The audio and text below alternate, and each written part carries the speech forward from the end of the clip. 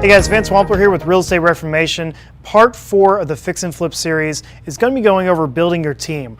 Building your team is a catalyst part to the real estate industry and also doing fix and flip properties.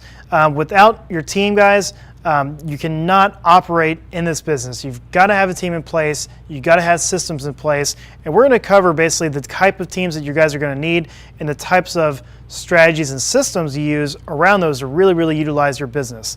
So guys, a little bit about what you're going to need. You know, obviously from the very get-go, you are going to need real estate agents and brokers to be able to help you guys really get accountability for looking in the marketplace, getting up some offers out, selling your properties, everything from buying to selling. You guys are going to have real estate agents or brokers to help you. I'm not saying it's like a must-have or that you're required to, but you know, they're definitely going to help you guys in your market to be able to help buy and sell properties. Plus, if you're going to work with some of the bigger name brokerages, you guys can really get some good leads and some good deals that are basically pocket listings and get a good lead on something that you might not know about. Lenders, guys, lenders you're going to have obviously from hard money to private money to bank financing. Wholesalers, you got to start getting on those wholesalers lists. You got to start looking for wholesalers that you guys can start working with. And I like to as well work with a lot of new people in the real estate industry, because you know, if you can help somebody new get into real estate, they'll help you find a deal, they'll bring a deal to you, they make a small wholesaling fee, but then you get to be able to teach them how to do fix and flips, and that creates a little bit of a system and model for you guys to be able to go out there and get some new deals.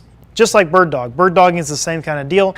You get bird dogs, you bring them in, much similar to like, you know, people, friends, family, mailmen, you know, people at the post office, people at the grocery store. I mean, anyone and everyone who talks to somebody probably knows someone who's going to need to buy or sell a home at some point. So bird dogs are a great direction to go, because now you'll be able to get your message and your person and your network, your center of influence, all directed back towards you through a much bigger network than you may have had. Attorneys. You're going to have attorneys whenever you might get in trouble. Hopefully you don't. Hopefully you never have to call one. Title companies, obviously you're going to want to close these properties. You're going to want to do something with them, sell them, buy them. So you're going to need a title company. Contractors and subs, you got to work on the property too. Unless you're going to do all the work yourself, which I really highly doubt you are. You're going to need some contractors, some subs, and probably a mixture of both too. You know, I will go into a little bit more detail about construction later on in the series, but when it comes to contractors and subs, I would have a mixture of both within your business. You know, don't just have one, I'd have a mixture of both. Partners, obviously, from any aspect of the business, you may need partners to help you guys out in the business. A CRM tool, you know, a contact relationship manager tool is definitely needed in our business. You know, not only for building up your buyers list, but also building up your sellers list, keeping a way to manage all of your leads and be able to make sure that, okay, you know, we contacted Billy Joe and he wants to sell his house in 3 months. Okay, we need to have some sort of follow-up system in place for him and be able to help send out information and tools, be able to help get that lead and secure it down later in time. VAs aren't something you necessarily need, but they're definitely a tool for you guys. They're able to scrape their information online. Think about it it's a virtual assistant. A VA is basically an online assistant that will help you do anything and everything online, be able to help you scrape through information, look for data, post properties for sale, look for properties for sale for you guys to buy, even be able to make offers for you. So VAs are essential, very essential in the marketplace. Marketing company, there's tons of different marketing companies, guys, to help you with you know, buying properties, with selling properties. I mean, you know, even like you know, Propelio. Propelio is a part marketing company because they're helping you guys be able to get out there in the marketplace and find leads that then help go market to word. So got to be able to find those networks and be able to find the right services and companies to be able to help you guys do more deals. Home warranties. Home warranties are great because, you know, if you do have a property that's, you know, maybe in a rougher area, or, you know, when you go sell a property, you're going to need a home warranty company maybe to help sell it, and you may need a home warranty to help cover your new structural items that you put inside the property to make sure they don't get stolen. Appraisers, engineers, all that kind of stuff is vital in your business, because you're going to need to be able to do due diligence on properties, and sometimes you may need a full-blown professional to check out some of these details that they're going to be giving you guys, because you need to make sure that that's legitimate and for real.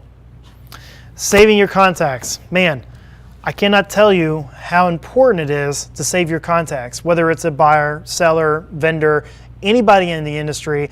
You've got to save your contacts, even if it's just as simple as an Excel sheet, okay?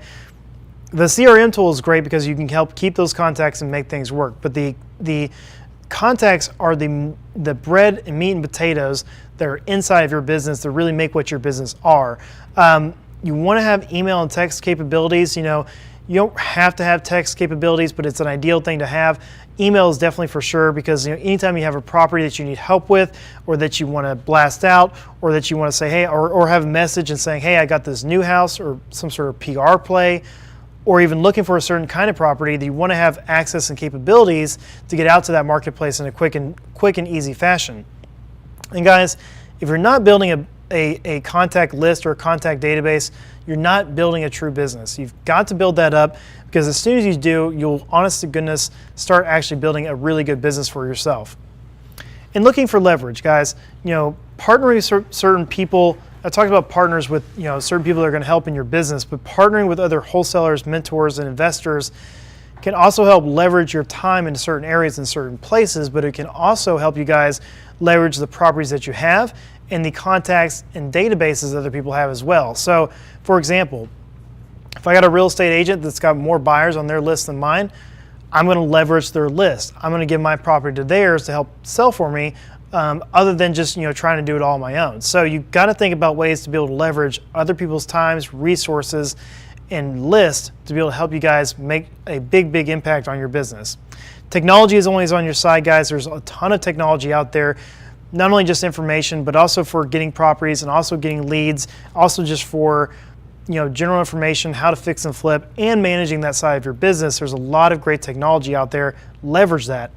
People on the ground, you've got to use people to be able to help process things for you, to help get you leads, to help get in front of sellers. Obviously too, like if you're working a full-time job and you're doing this on the side, you've got to have maybe people in place to help run those appointments for you that maybe are more experienced, and just have that trust factor with them that they're going to help you secure the deal, secure the lead, and either get paid on it or be an investor on it to do a fix and flip with. So you got to use that to your advantage.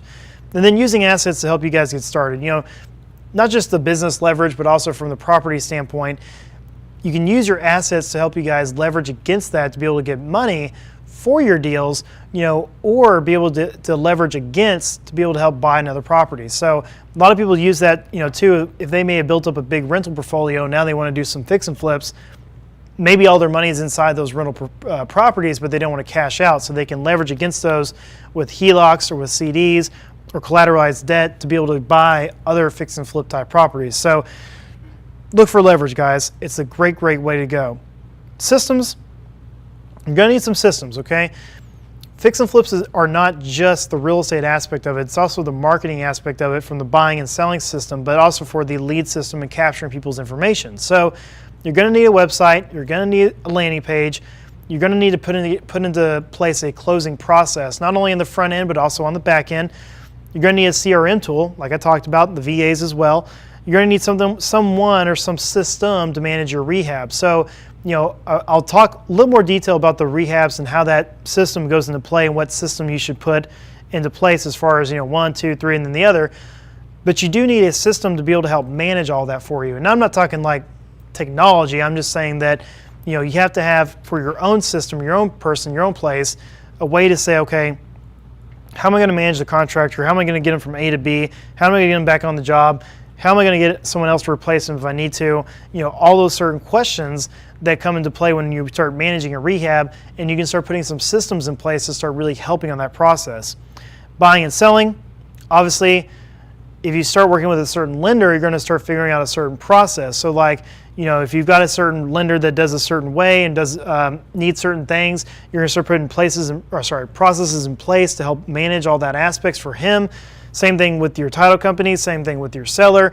And then you're going to start realizing that, okay, there's ways to start doing these, and then start creating checklists for those as well and say, okay, this is what I need to do, this is what I need to do, bam, bam, bam, bam. So makes it super simple and easy. Lead sourcing and processing. So one thing too, guys, is that when you're building these systems in place, there's a lot of great information online where you guys can go to be able to get the systems that you need to be able to create the leads that you're flowing out. One thing you also need to do is managing those. You also need to look for new lead sources and then look for new ways of contacting those leads and processing those as well. You know, it's sometimes pretty easy to create a lot of different leads. It's not that easy to manage them. So you do need some tools in place, which I will go into in more depth as well, but you do need that as a whole to be able to figure out and understand, okay, this is the way that I want to do things, and you need systems for just about anything, from the leads to the management of your rehab, to the acquisition, to the resale, to your lenders and your title companies and your inside sales team or people, your CRM tool, and everything else in between. You've got to have systems in place. If you don't, it's going to be a jumbled up mess. You're not going to like your real estate business anymore. So guys, that is part 4. I hope you guys learned a little bit about some of the things within your business that you need to understand, the types of sellers we want to go after, and how you guys are really going to maximize the potential in your business. If you guys need help acquiring or selling a property, either 1 to 4 family, or have some general questions or ideas, please feel free to reach out to us. My phone number is 817-986-0911, or you can shoot me an email at therealreform@gmail.com, and I hope to see you guys on part 5.